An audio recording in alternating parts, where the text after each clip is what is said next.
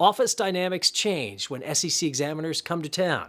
IA Watch asks Michelle Jacko for advisor's exam do's and don'ts. The biggest do is to be polite and accommodating, but we don't want to give the staff free rein. So in other words, don't allow them to have access to the entire office or access to computers, for example. The CCO should be present and able to demonstrate those systems and controls.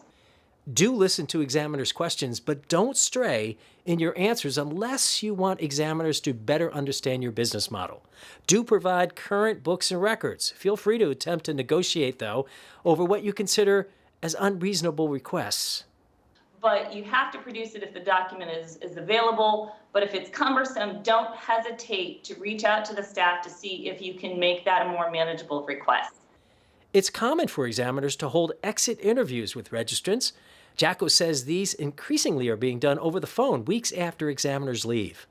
An exit interview is your opportunity to find out about concerns or potential deficiencies examiners may have found.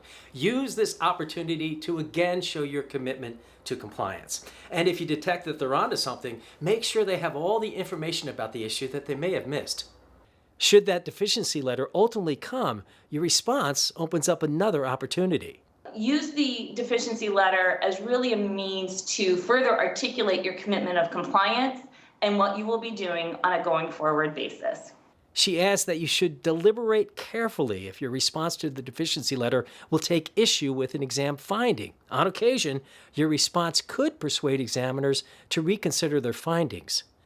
Jacko says CCO should know the SEC is eyeing you. I'm continuing to see the staff focus on the competency of the chief compliance officer. So when the firm is preparing what I call the opening ceremonies, their presentation for the staff, it's really incumbent upon the firm to not only articulate this is what we do at the firm enterprise level and this is what we don't do, so that it can be a very focused and effective and efficient examination process.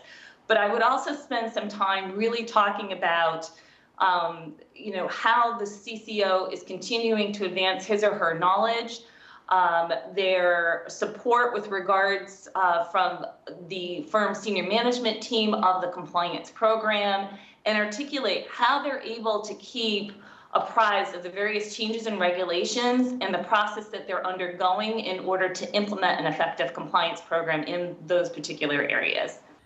I'm Regulatory Compliance Watch publisher Carl Ayers.